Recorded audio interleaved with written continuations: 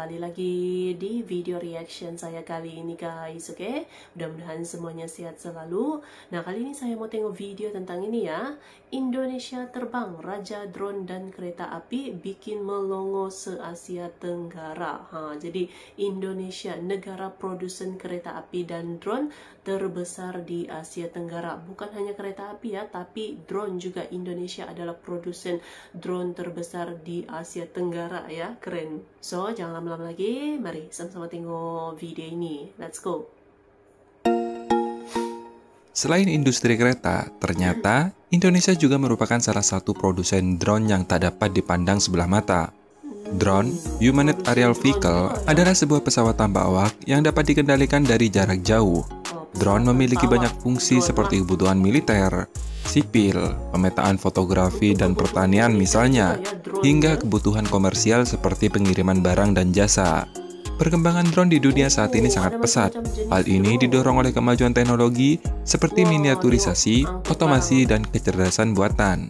Pasar drone global diperkirakan akan mencapai sekitar 127,6 miliar US dollar pada tahun 2024. Pasar drone didorong oleh meningkatnya permintaan atau berbagai sektor termasuk militer, sipil, dan komersial.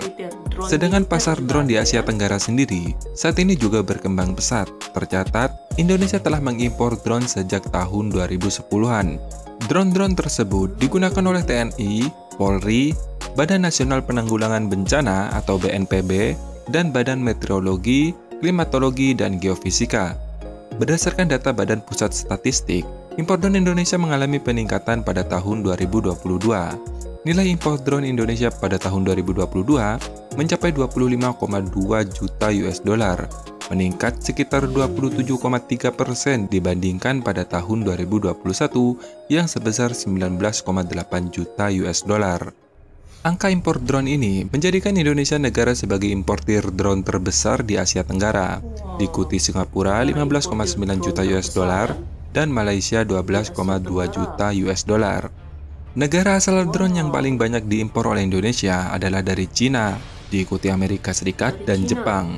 Nah, namun nih, justru negara ASEAN Singapura lah yang memiliki kesadaran paling awal untuk mengembangkan drone di negaranya. Sejak tahun 2015, Singapura telah mendirikan perusahaan drone bernama H3 Dynamic. Mereka telah berhasil menarik Sumitomo Mitsui Banking Corporation dan 16 perusahaan terkemuka untuk menanamkan modal sebesar 31 juta US dollar pada tahun itu.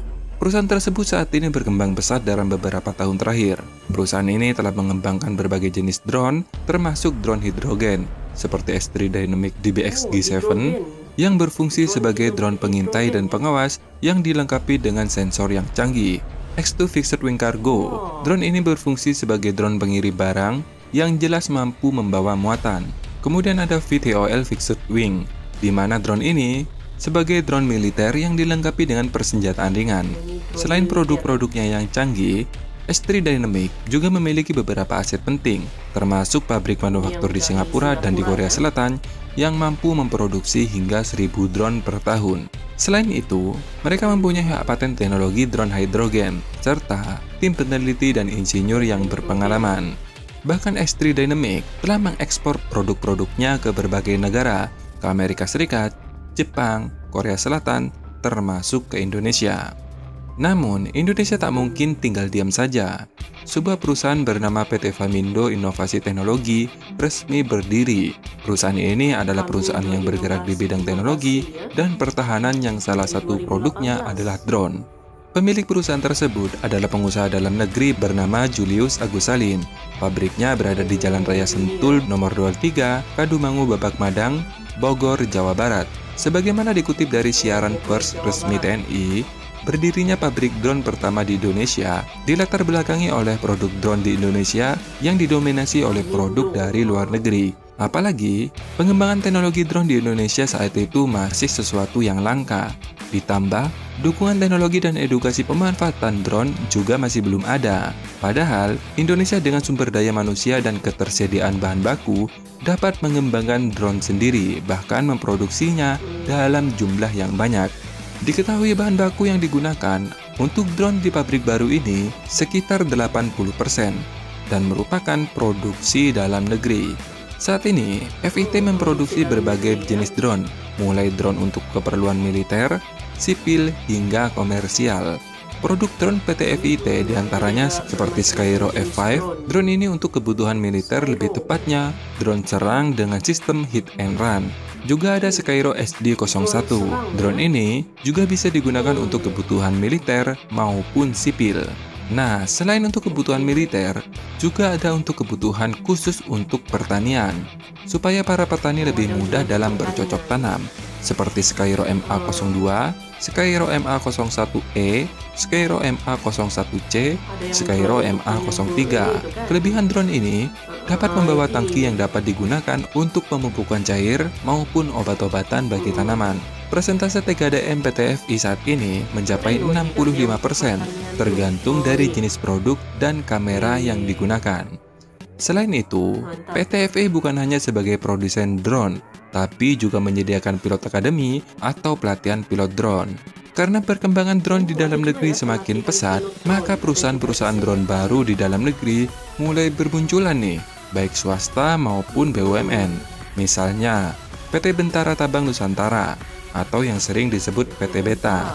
Ada juga PT Tera Drone Indonesia, PT Inovasi Solusi Transportasi, PT Tera Data Indonus, PT Nusa Suka Indonesia, PT Garuda Visi Nusantara, PT General Teknologi Indonesia, dan lain-lain.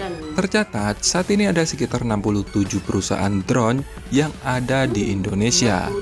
Yang lebih membanggakan nih, beberapa perusahaan di dalam negeri sudah mulai go internasional, bahkan telah mengekspor produknya ke negara lain. Misalnya nih, ada 4 perusahaan, PT Betara Tabang Nusantara atau Beta, PT Tera Drone Indonesia, PT Inovasi Solusi Transportasi Indonesia, dan PT Tera Data Indonus, yang sudah melakukan perjanjian kerjasama dengan perusahaan penyedia jasa drone terbesar di dunia yang berasal dari Jepang.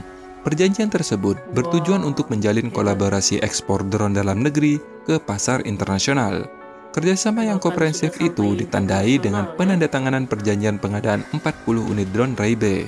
Selain itu, pada 20 Oktober 2023 di Singapura, terjalin pula kesepakatan kerjasama atau MOU dengan perusahaan asal Jerman, yaitu Rohde & Schwarz, di mana perusahaan tersebut juga berfokus pada segmen Aerospace Defense Technology, Wireless Industrial Communication, dan Industrial Component and Research. Wakil Ketua ASTTA atau Asosiasi Sistem Teknologi Tanpa Awak, Asawada Sailan mengatakan, potensi pasar drone Indonesia pada tahun 2028 akan mencapai sekitar 93 juta US dollar.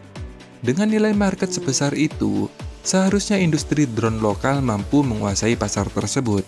Penandatanganan kerjasama Beta UAS dengan Rohde & Schwarz ini memperkuat posisi Indonesia sebagai drone manufacturing hub di Asia yang terpercaya dan mampu bersaing secara global. Nah, kita doakan semoga industri drone di Indonesia berkembang pesat dan kita lepas dari impor dari negara lain, khususnya untuk kebutuhan sipil dan komersial. Semoga informasi ini bermanfaat. Terima kasih sudah menonton dan sampai jumpa.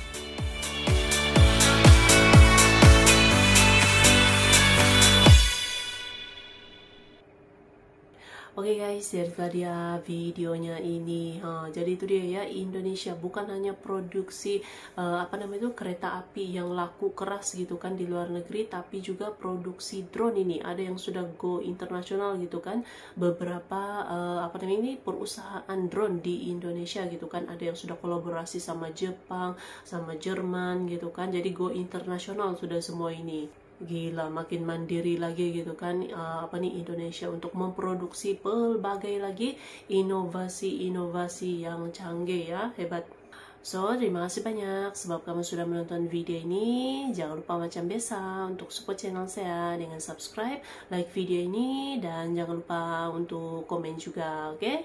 Terima kasih banyak dan kita jumpa lagi di video seterusnya. Assalamualaikum.